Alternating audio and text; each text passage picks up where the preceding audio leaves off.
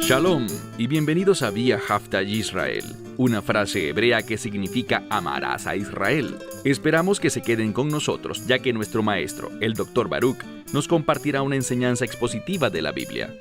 El Dr. Baruch es profesor titular del Instituto Zera Abraham, con sede en Israel.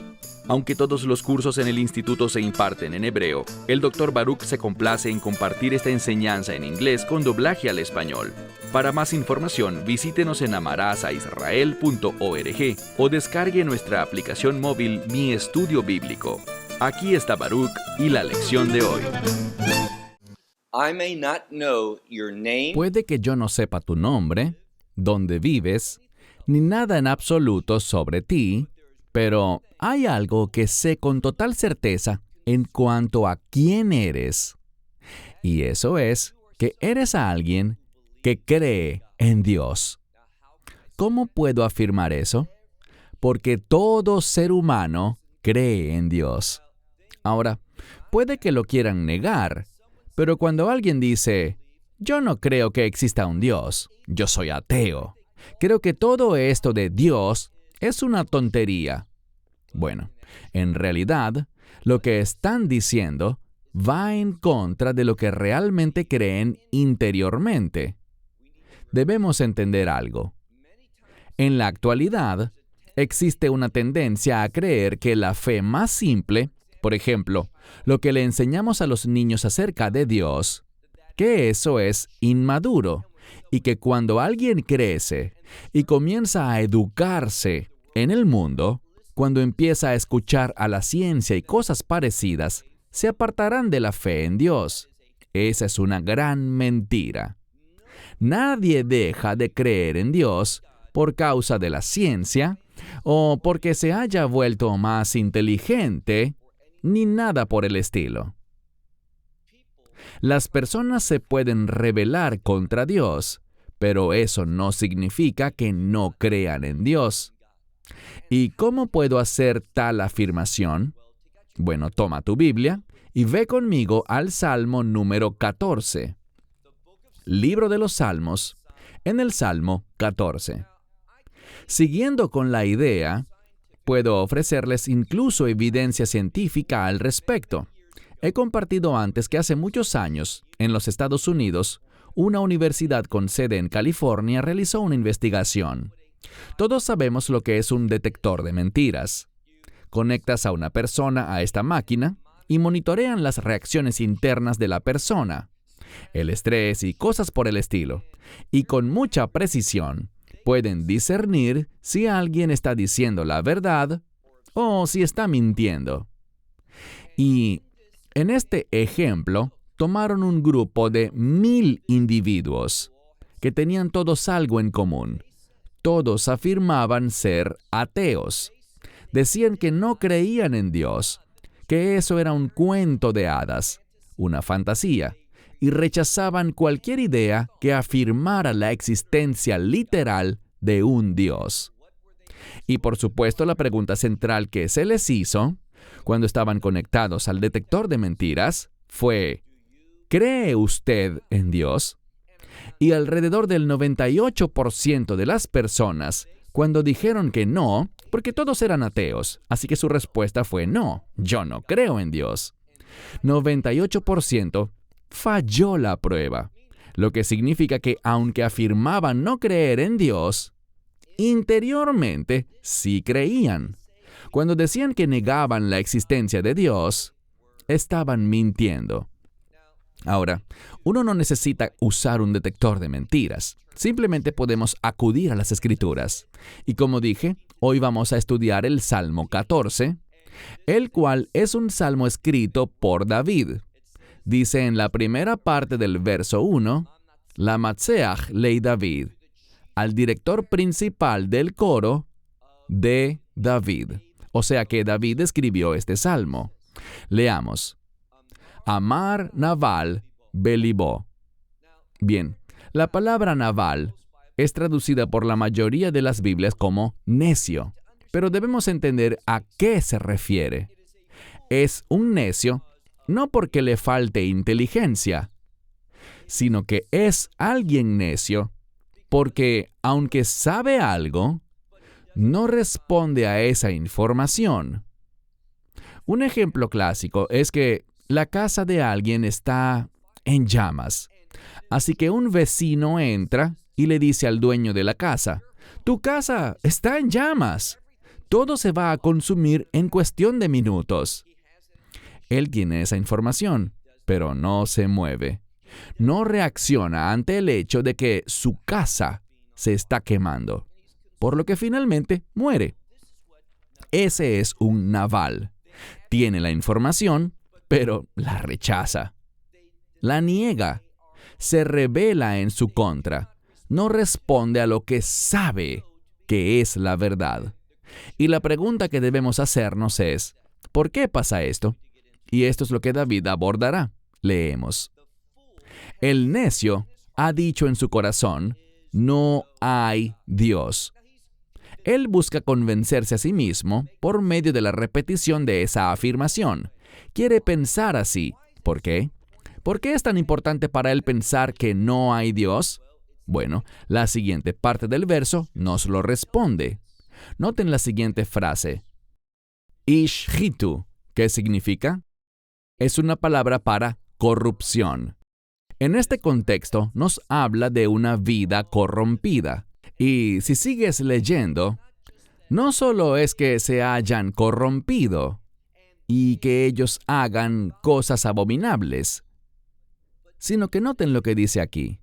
Él dice: yo niego a Dios. Eso es lo que dice un necio. No creo en Dios. Interiormente él sabe que es la verdad, que Dios existe, pero se convence a sí mismo y declara públicamente: no hay Dios. ¿Por qué?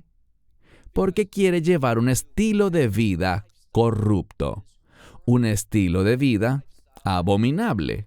Quiere cometer actos que no están alineados con la verdad de Dios, las instrucciones de Dios y los mandamientos de Dios. Entonces, ¿qué hace para justificarse a sí mismo, tanto interiormente como públicamente? Simplemente dice: no hay Dios. Por lo tanto, si no hay Dios, realmente no existe un concepto exacto del bien y del mal. No hay una verdad. Tú puedes tener tu verdad, yo puedo tener mi verdad, tú puedes decir que esto está bien, que esto es correcto, y yo puedo pensar algo totalmente diferente. Verás, cuando Dios está en la escena, no importa lo que yo llame verdad o lo que tú llames verdad. ¿Qué es lo importante? Su verdad, porque su verdad es la única verdad. Lo que importan son sus términos de justicia y rectitud, lo que para Él es santo, bueno, correcto, moral y ético. Todo eso proviene de su palabra. Pero si no me gusta su justicia, no me gusta su rectitud, no me gusta su voluntad, ¿qué hago? Bueno, una persona necia simplemente dice: niego a Dios, soy rebelde contra Él, y por lo tanto, como Él no existe, todo está bien. Así que la motivación aquí para que esta persona diga no hay Dios, intentando convencerse a sí misma, es porque quiere realizar actos tanto corruptibles como abominables en rebelión contra la voluntad de Dios. Leamos la última parte del verso 1. En Osei Tov. No hay quien haga lo bueno. Ese es el problema. Las personas que dicen que no hay Dios, no harán lo que es bueno. Cuando te falta la creencia en Dios, cuando niegas y rechazas eso, sabemos algo. Estás haciendo eso para no tener que asociarte con su voluntad, con sus propósitos. Quieres practicar lo que los caminos de Dios y su verdad consideran como algo corrupto y abominable. Así que es simplemente por conveniencia que alguien dice: no hay Dios. Bien, voy a desviarme brevemente del tema. Vemos en el Nuevo Pacto que hay una palabra muy importante y su equivalente hebreo es matspun, que significa conciencia. Todo el mundo tiene una conciencia. Por lo tanto, esa conciencia le dice a esa persona que Dios existe. Así que, cuando alguien dice: O yo soy ateo. O yo solía creer, pero ya superé eso. Soy demasiado maduro para eso. La ciencia me demuestra que todo eso es falso. Cuando alguien dice eso, está mintiéndose a sí mismo. Ahora, verso 2. Vimos su respuesta. ¿Qué hace Dios? El Señor desde el cielo observa a los hijos de los hombres para ver algo, para ver si hay. Y la siguiente palabra es maskil. ¿Qué es un maskil? Es interesante notar que sechel yeshar significa sentido común. Y esta palabra define a alguien que es sabio. A veces, esta palabra puede relacionarse con prosperidad, pero tiene que ver con una inteligencia que es natural, algo con lo que uno ha sido divinamente dotado por Dios. Así que Él quiere ver si hay entre los seres humanos individuos que están utilizando eso. Ese es el contexto. Hay quienes dicen, neciamente, no hay Dios, para poder así hacer actos ofensivos, impíos, corruptos y abominables. Pero Dios mira para ver si hay alguno que sea sabio y que utilice lo que en español llamamos sentido común, con el fin de... Y el punto aquí es este. Eso es lo que Dios le ha dado a cada persona para que pueda funcionar y avanzar hacia un mayor entendimiento de la verdad de Dios. Así que el Señor, desde los cielos, mira sobre los hijos de los hombres, y esta palabra para mirar no es la misma que encontramos más adelante en el texto. Es una palabra que implica que Él mira y revela de una manera muy transparente. Él llega al corazón de cómo la gente piensa, para ver si hay alguien que tenga simplemente sentido común y se conducen de ese modo. Se trata de alguien que esté operando en la conciencia que Dios le dio a esa persona y que se conduzca de una manera que le conlleve a la prosperidad, pero prosperidad en el sentido de tomar la provisión de Dios para cumplir sus propósitos. ¿Y a qué lleva eso al que tiene ese deseo? Noten el final del verso 2. Doresh et Elohim. Él busca, y esta palabra Doresh es una palabra intensa. Muchas veces la traducimos como buscar o pedir, pero es una palabra que puede significar exigir. Muestra un fuerte deseo, casi una desesperación por lo que se dice aquí, por Dios. Y vemos un cambio. En lugar de el Señor, Yud-Hei Vav-Hei, tenemos el término Dios, y como digo con frecuencia, este término se relaciona con Dios como juez. Aquel que tiene sentido común, el que posee este don de Dios de la inteligencia, para saber que Dios existe, eso lo lleva a desear, si Dios es real, y yo sé que lo es, entonces si no soy necio, voy a querer saber cómo servirle. ¿Qué requiere Él de mí? Buscaré eso con pasión, con fervor, para ser a alguien con quien Dios se complazca. Pasemos al verso 3. Esto es lo común, pero todos se han desviado en conjunto. Y una vez más vemos una palabra similar, un sinónimo para decir se han corrompido.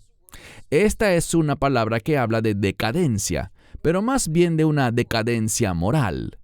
Y eso es lo que vemos ocurrir en nuestra sociedad de manera desenfrenada hoy en día. Rápidamente, las personas se están volviendo cada vez más corruptas en sus acciones. Y todo eso comienza con su manera de pensar. ¿Por qué? Bueno, noten la relación con la Escritura. Aquí dice que aquellos que buscan a Dios actuarán con sentido común, con eso que Dios ha puesto en nosotros, con nuestra conciencia, con el fin de buscarle, encontrarle, servirle, glorificarle y ser bendecidos por Él. Ese es el orden que Dios espera. para poder obrar con la humanidad. Pero, ¿qué hace la gran mayoría de las personas? Se apartan rápidamente de Él. Se comportan corruptamente, y noten lo que dice por segunda vez, Enos Seitov. No hay quien haga el bien. Verso 4. Ciertamente, ahora, basándonos en estos individuos, ¿qué individuos? Los que dicen, no hay Dios. Quiero vivir corruptamente. Quiero hacer cosas abominables.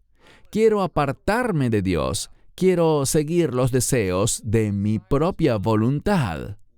No quiero hacer aquello que es bueno según Dios. Ellos saben algo. Mira el verso 4. Ciertamente ellos saben, ¿de quién estamos hablando? De todos los obradores de iniquidad. Eso es lo que son. Cuando alguien niega a Dios, se convierte en obrador de iniquidad. Así de simple. Solo cuando reconoces a Dios, no solo en el corazón o en la mente o con palabras, sino cuando empiezas a reconocerlo en tus decisiones de vida, en lo que haces, en las prioridades que tienes. Cuando reconoces a Dios de esta manera, vas a estar haciendo su voluntad, manifestando lo que es correcto, lo que es adecuado, lo que es bueno. Pero cuando dices, Dios no existe, ¿cuál será el resultado? Estarás en actividad, y eso es literalmente lo que dice, todos los que, y la palabra aquí habla de los que obran, los que operan en iniquidad. Y noten lo que pasa. Cuando amamos a Dios, ese amor por Dios se manifestará amando al prójimo. Vamos a desear ser útiles. Querremos ser una bendición para otros. Estaremos más preocupados por el bienestar de los demás que por el nuestro propio. Esa es la verdadera fe. Eso es lo que hace Dios al guiar a una persona. Es la misma actitud que Pablo describió cuando dijo, haya en ustedes este sentir que hubo también en el Mesías, que lo llevó a humillarse a sí mismo y a vaciarse a sí mismo, incluso hasta la muerte, y muerte de cruz. Que esa misma mentalidad esté en ustedes. Se trata de que tome mi cruz, muera a mí mismo, para poder ser de bendición para los demás. Y por eso vemos claramente en la Escritura que ese es el carácter de la Torá. Ama a Dios, ama a tu prójimo. Pero estos individuos no están en absoluto bajo la autoridad de la Torá. Por supuesto que no somos salvos por la ley. Los mandamientos no nos justifican. Pero, habiendo sido salvos, habiendo experimentado la justificación, voy a querer utilizar la verdad de la Torá, la verdad de los mandamientos de Dios, la relevancia de por qué Dios dio estos mandamientos. Voy a querer aplicarlos a mi corazón, a mi estilo de vida, para poder ser de bendición para otros, para poder ser como Dios. No hablo de convertirme en Dios, lo cual es una herejía, sino comportarme como Él, manifestando su voluntad en mi vida. Pero, ¿qué está haciendo esta gente que niega a Dios? Están obrando en iniquidad, y noten lo que dice. Ellos son los que se comen a mi pueblo. Eso significa que lo devoran. Significa que se conducen de manera que explotan a los demás y lo hacen como quien come pan. Este es un modismo, porque comer pan es algo simplemente natural. Comemos pan, y el pan aquí es solo un sinónimo para comida.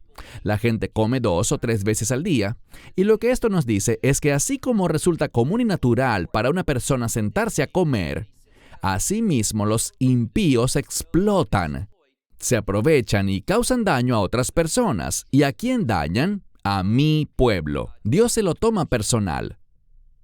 Pero al Señor, noten lo que dice al final del verso 4, al Señor no invocan, no lo buscan, no están interesados en Él. Nada en su vida refleja ninguna conciencia de Dios. Y, por lo tanto, explotan a las personas. Verso 5. El verso 5 nos dice que cuando nos volvemos egoístas, eso nos conduce a una forma de paranoia. Así de simple.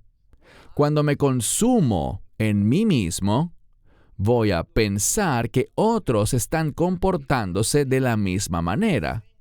Y así como yo devoro a otras personas, las exploto, las uso, para mis propósitos, voy a asumir interiormente que los demás están tratando de hacerme lo mismo a mí. ¿Y cuál es el resultado de eso? Bueno, podríamos usar una palabra de la psicología y es paranoia. Pero, ¿sabes lo que dice la palabra de Dios? Usa el término, verso 5, temor. Allí, en esa conducta, en ese estilo de vida, allí, temor, ellos sienten. Porque Dios, y entendamos algo, esto se remonta y confirma exactamente el punto donde empezamos. Y es que todo el mundo sabe, en su interior, que Dios existe. ¿Por qué lo digo? Bueno, mencioné que Él puso la conciencia en cada persona. Todas las personas tienen un alma. Cada individuo, como Dios lo ha creado, cada individuo tiene una conexión con Dios.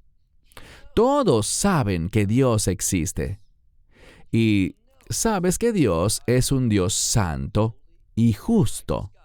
Su entendimiento de santidad y justicia en sí mismos puede estar severamente dañado por su pecado. Pero, de alguna manera, saben que Dios es bueno, que es santo, que es justo y, saben algo más, que hay un día de juicio. Habrá un día en que las personas tendrán que rendir cuentas. Ellos lo ven en este mundo. La gente es continuamente evaluada por su jefe, su empleador, por sus amigos. Nos evaluamos mutuamente. ¿Es esta persona realmente un amigo? ¿Es alguien en quien puedo confiar? ¿Y soy yo alguien confiable para esta persona? Evaluamos a otros y nos evaluamos a nosotros mismos.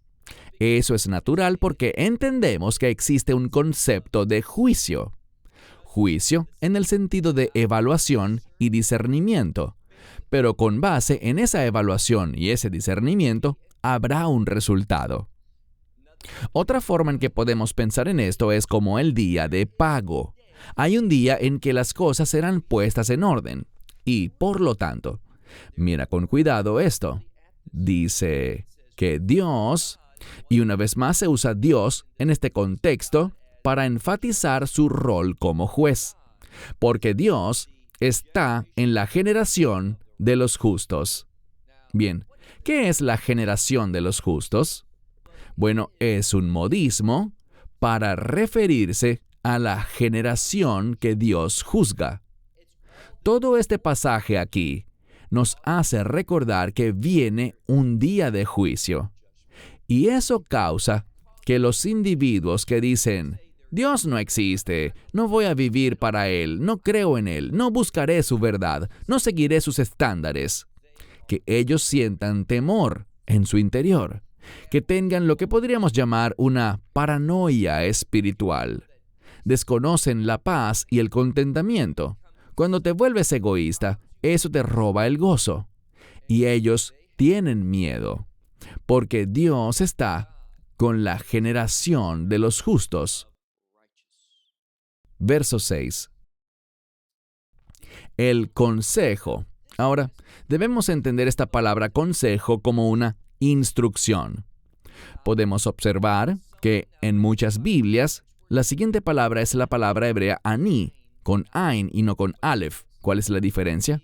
Ani con una aleph significa yo, pero con una ain significa alguien que es pobre o alguien que ha sido afligido, alguien que está sufriendo. Y en este sentido, creo que deberíamos entenderlo de una manera muy general como un afligido. Dios tiene instrucciones para los que están siendo afligidos por el mundo. Noten lo que dice aquí. El consejo o la instrucción del afligido, ¿qué hacen aquellos que niegan a Dios? ¿Qué creen sobre eso? Ellos hacen algo. Ellos lo rechazan. Piensan que simplemente no tiene valor. Creen que es algo vergonzoso, que es inútil. Así que no le dan a eso ningún valor en lo absoluto. Y eso es lo que hacen, porque aquí está el problema. Si no lo hicieran, entonces se darían cuenta de su derrota. Y no quieren eso, así que dicen, el consejo de Dios, sus instrucciones para los afligidos en este mundo, ya que no existe Dios, a su instrucción no le daré preferencia ni la menor importancia en absoluto. Mas, ¿qué sabemos? Dice, pero el Señor es su refugio. Así que al final, Dios será refugio para aquel que abraza e implementa el consejo de Dios. Aquí es donde se ve la sabiduría. La sabiduría se ve al tomar el consejo de la palabra de Dios. Sus principios, preceptos, instrucciones, mandamientos, todo eso, todo su consejo, toda su instrucción, y la aplico a mi vida, porque cuando hago eso, eso me posiciona en un lugar seguro, en su refugio, en su lugar seguro. Y lo que eso comunica es que Dios se convierte en mi defensa. Esa es la idea aquí. Y los salmos hablan de esto en muchos lugares distintos. Un verso más, leamos el verso 7. El verso 7, el último del salmo, termina con una declaración de ánimo, de que no solo viene el juicio, no solo Dios será refugio para aquel que confía en Él, sino que viene el establecimiento del reino de Dios. Con el juicio de Dios, Él pone las cosas en orden, y ese orden perfecto será experimentado dentro de su reino. Así que concluyamos. Mira el verso 7. Mi iten mitzion. ¿Quién traerá mitzion de Sión? Ahora, yo marcaría esta palabra Sión porque Sión es una palabra de reino. Se relaciona con Jerusalén en cuanto a su ubicación, pero no en cuanto a su condición espiritual. Sabemos que Jerusalén, como dice el libro de Apocalipsis, Jerusalén en los últimos días será como Sodoma y Egipto. Pero, a través de la redención, Jerusalén será transformada. Y esta Jerusalén transformada se llama Sión. Así que él está preguntando aquí, David hablando, ¿quién dará, o podemos traducirlo así, quién traerá desde Sión? Cuando dice desde Sión, la implicación es las promesas del reino, las bendiciones del reino. ¿Quién va a traer esto? ¿Y cómo llamamos a estas promesas, estas bendiciones del reino? Bueno, Yeshuat Yisrael, la salvación de Israel. Lo diré de nuevo porque es vital que comprendamos esto bien. Las palabras importan. Las palabras tienen gran significado. Y noten aquí que vemos la salvación de Israel. Nunca verás en la Escritura la salvación de Palestina. Quiero decir algo, y nunca me retractaré de esta declaración, y es la siguiente. Cuando un individuo que se hace llamar creyente utiliza el término Palestina, este individuo está en rebelión. Este individuo está en tinieblas. Este individuo está más interesado en agradar al hombre que en agradar a Dios. No existe absolutamente, y voy a decir esto con mucho cuidado. Haré una pausa por un momento. Cuando una persona usa el término Palestina, lo que busca es la alabanza de los hombres y no desea servir a Dios. Cuando usas ese término, arrancas de la Biblia el significado y el mensaje de Israel. Y lo que encontramos aquí, de acuerdo con el paralelismo, y no he hablado mucho de eso en este salmo, pero aquí lo vemos. Cuando lo analizas, verás que hay un paralelismo entre Sión, una palabra de reino, e Israel. Nunca vemos a Dios usar esta palabra, Palestina. Y en cuanto a su forma base, que es Peleshet, o los filisteos, cuando la Biblia usa esos términos, no es en un contexto de reino, sino más bien en uno de juicio. Así que si alguien usa el término Palestina, cuando debería usar Israel, está engañado, está en tinieblas y tiene una agenda que busca agradar al mundo y que desafía el plan de Dios. Y te digo algo más. Si estás en una congregación y tu líder usa ese término a veces, compártele con amor que eso no es algo bíblicamente correcto. Y si él continúa usando ese término, debes encontrar un lugar diferente donde adorar, un lugar diferente donde servir, porque allí no está la voluntad de Dios para ti. Y estoy completamente seguro de lo que acabo de afirmar. Una vez más, ¿quién dará desde Sión la salvación de Israel? La última parte del verso 7 nos dice qué tiene que suceder para que ese reino se establezca, para la salvación de Israel. ¿De qué se trata? Veshuv Hashem Shevut Amo, lo que significa cuando el Señor restaure la cautividad de su pueblo. ¿Qué significa eso? Cuando Él regrese al pueblo de vuelta a su tierra, cuando los saque de la cautividad. Y eso, amigo mío, está ocurriendo en nuestros días. La evidencia es que exista nuevamente la nación de Israel, más el hecho de que el pueblo judío se está mudando rápidamente a la tierra de Israel. Yo vivo al sur de Israel y veo construcciones multiplicándose a un ritmo increíble. Edificios muy altos que se levantan por todas partes y están todos ocupados. La gente se está mudando para acá a pesar de cualquier preocupación por temas de terrorismo y guerra. La gente se está mudando. ¿Por qué? Porque Dios está devolviendo la cautividad de Israel a la tierra, y eso tiene un gran significado profético. ¿Saben? Me asombra cómo tantos supuestos maestros de la Biblia tuercen la verdad y andan mintiéndole a la gente diciendo, este es un evento profético o aquello tiene gran significado. Y les daré un ejemplo específico. Recientemente, y no diré nombres, pero he recibido quizás 30 a 40 correos electrónicos, la mayoría de los cuales ignoro, pero han enviado, digamos, unos 40 correos electrónicos relacionados con preguntas sobre la batalla de Gog y Magog, y con respecto a si este acuerdo que existe con los Emiratos Árabes Unidos tiene algo que ver con la batalla de Gog y Magog. Les diré algo muy directo.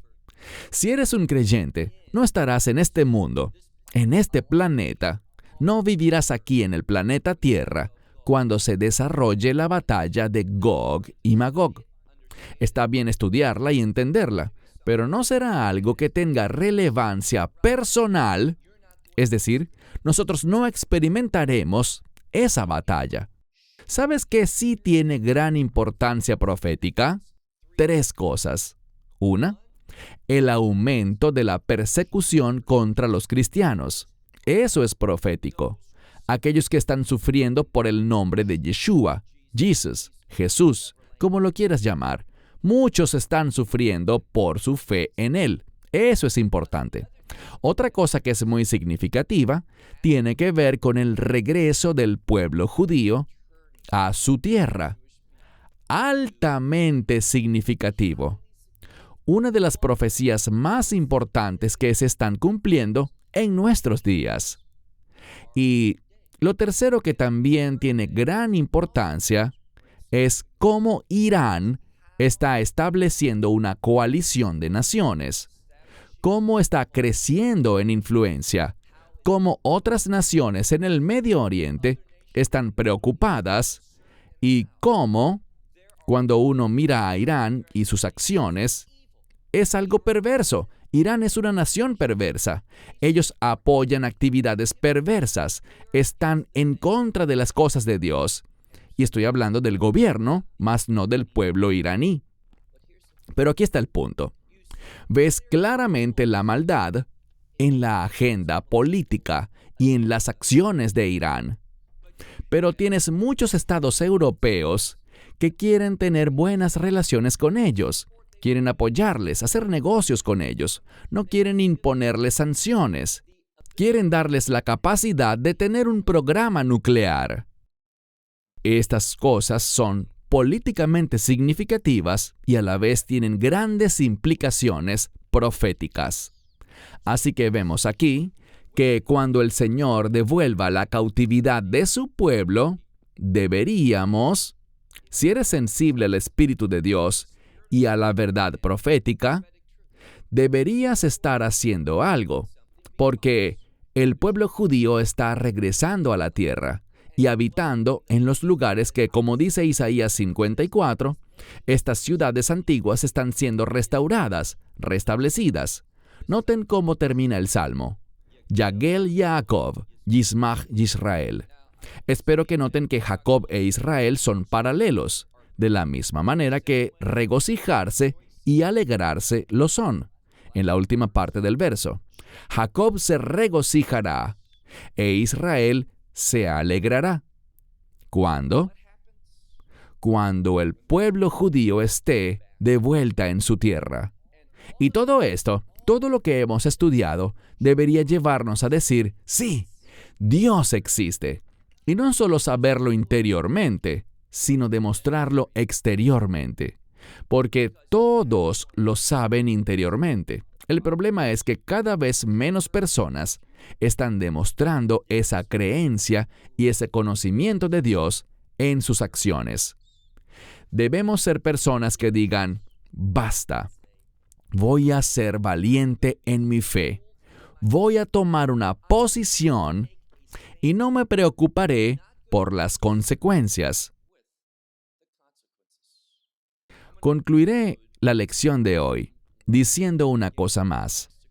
Me hicieron una pregunta sobre si es permisible para las congregaciones, y esto se está grabando durante el tiempo del coronavirus. Y de nuevo quiero decir una vez más que es importante que las congregaciones se reúnan. Si sientes que debes tomar ciertas precauciones, está bien. Divide a la gente en varios servicios. Usen una mascarilla si les parece apropiado, si es lo que determina el liderazgo. Todo eso está bien, pero reúnanse en asambleas, congréguense. Y si las autoridades dicen que no pueden hacer eso, que serán multados, que serán arrestados, no desperdicien el dinero de Dios yendo a la corte. La base para eso está en Daniel. Cuando se promulgó una ley que prohibía orar a cualquier otro que no fuera el Dios de los babilonios, Daniel no contrató a un abogado. Él no fue a la corte. ¿Qué hizo? Simplemente hizo lo que Dios le mandó a hacer. No desperdicies tu dinero en temas legales. Simplemente adora a Dios. Haz eso y cualquiera sean las consecuencias, déjalas a Dios. No te preocupes por si van a cerrar el local o si van a meter a tu iglesia en la cárcel. No te preocupes por eso. Sé fiel a Dios. No te preocupes por lo que puedas sufrir al tomar una posición. Eso es parte de tener un testimonio. Así que mi consejo es, tengan fe. No luchen contra el enemigo en su dominio, en las cortes de este mundo. Simplemente hagan lo correcto y confíen en que Dios se moverá. Dios se manifestará y Dios será glorificado en tu fidelidad sin importar cómo responda el mundo. Sí, Dios existe. Demuestra tu fe en Él. Shalom desde Israel. Shalom from Israel. Esperamos que te hayas edificado con el mensaje de hoy y lo compartas con otros. Te invitamos a seguir nuestros estudios cada semana por este canal y por el portal de YouTube de Amarás a Israel. También puedes descargar nuestra aplicación móvil gratuita, Mi Estudio Bíblico. Finalmente, para obtener más información sobre nosotros, visita nuestra web amarasaisrael.org, donde encontrarás otras conferencias de Baruch en audio, video y texto. Hasta el próximo programa. Que el Señor te bendiga en Yeshua HaMashiach, Jesús el Mesías, mientras caminas con Él. Shalom desde Israel.